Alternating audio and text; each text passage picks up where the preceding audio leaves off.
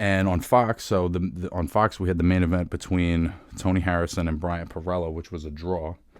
And again, Tony Harrison is another top fighter like Andrade, right? He's in the top, definitely top 10, maybe top 5 at junior middleweight. Split 2 fights with Jermell Charlo, who was the consensus number 1 guy at 154. Had a great fight with Jarrett Hurd. It was a great fight. Perella, on the other hand, I've watched him several times, and he's a good fighter. But when I've watched him, and he's fought top-level guys, Ugas, Galazzo, he's lost. And, I've seen other fights where he's won. I've seen what it looks like where he wins. But if you would, and having never fought at junior middleweight, like if I had done a prediction of this fight, I definitely would have been favoring Harrison just off of his size advantages and his boxing ability and the number of time, like the results of their fights at the top level, pedigree, really. I think that's the word I'm looking for. If I'd gone off of that, I would have picked Harrison, even though I think Perella's a good fighter. He's got good skills.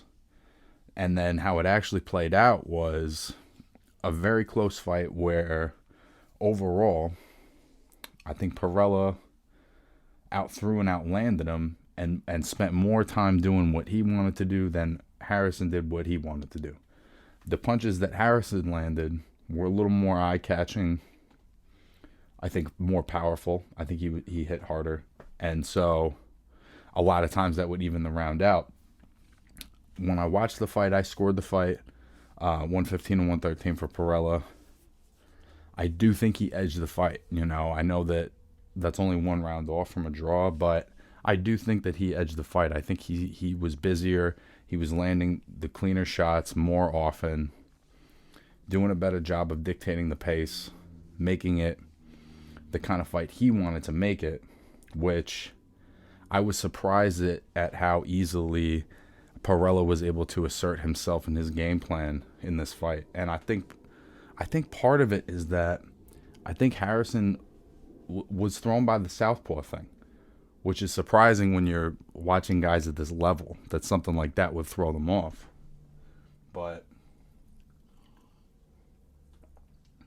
I think it did throw him off. One thing I noticed, when he was throwing his jab, he kept trying to throw it with his front foot on the inside of Perella's front foot. And if you don't know this, if a southpaw and orthodox fighter are fighting each other from opposite stances, the idea is for you to get your front foot on the outside of their front foot to create an angle. And Harrison kept trying to throw the jab stepping inside of Perella's stance. So on one hand, he's having trouble landing it. And on the other hand, when he's throwing it, he's actually putting himself in position for Perella to land his left hand better. And he just never made that adjustment. And with the exception of the last 3 rounds, really, it never felt like he took it up to that next gear. He was always kind of stuck in that first gear.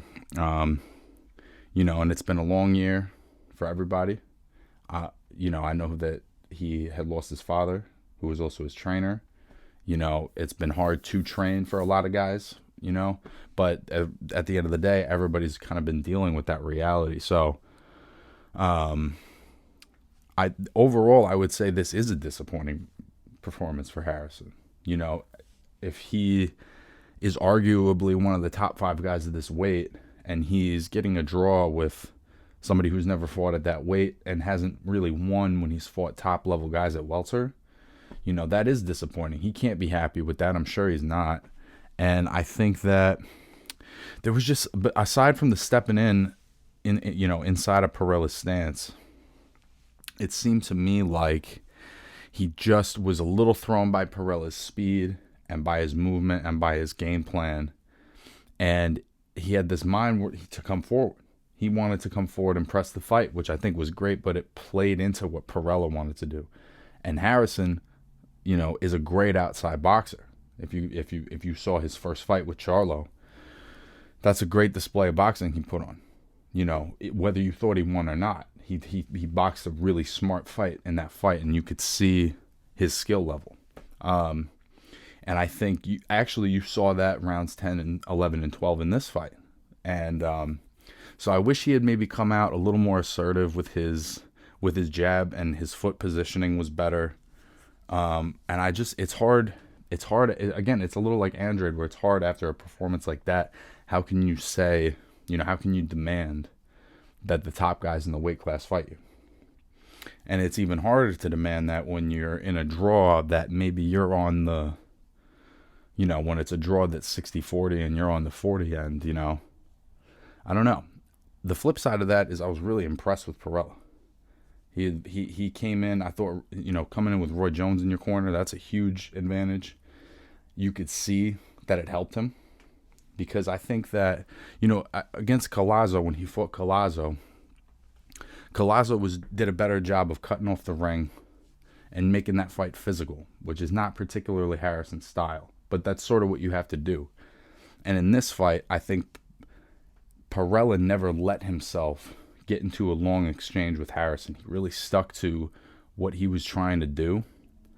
And I think that actually, he kind of makes an argument for himself to get bigger fights at that weight, because in my mind, he was such a big underdog.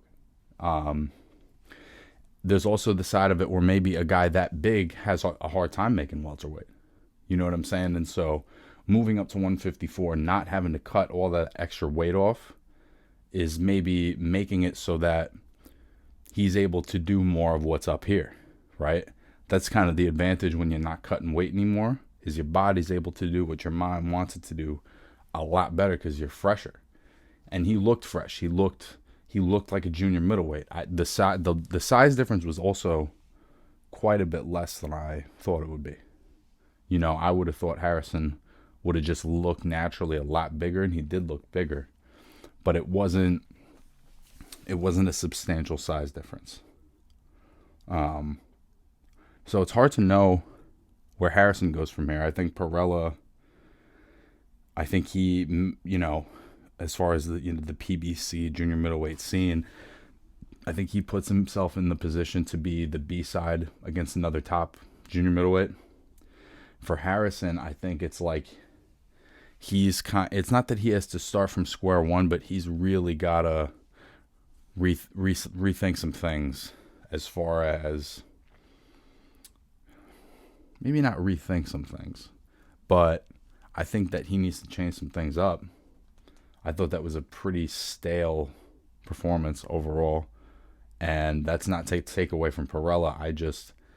The Tony Harrison that I've watched is a much more dynamic, fast, intelligent fighter than that, and it just felt like he never really flexed that to his fullest potential. And maybe if he had, Perella still could have beaten him or gotten a draw with him, but you have to put yourself in that position. You know what I'm saying? In the best position to win. So, if he wanted a third fight with Charlo, I think that's farther away after that performance. I think that he has to put together a string of wins and really dominate and really reassert himself in the junior middleweight division, because it's a stacked division with a lot of guys, man. There's a lot of good fighters at this weight. I've talked about this weight class before. You got Jamel Charlo, you got Rosario, you got Julian Williams, you got Jarrett Hurd, Brian Castano, Arislandi Lara. It's a stacked weight class.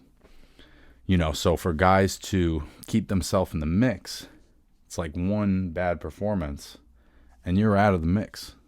And I'm not saying Harrison's out of the mix, but he doesn't make a compelling argument to the top guys with this fight. He just doesn't.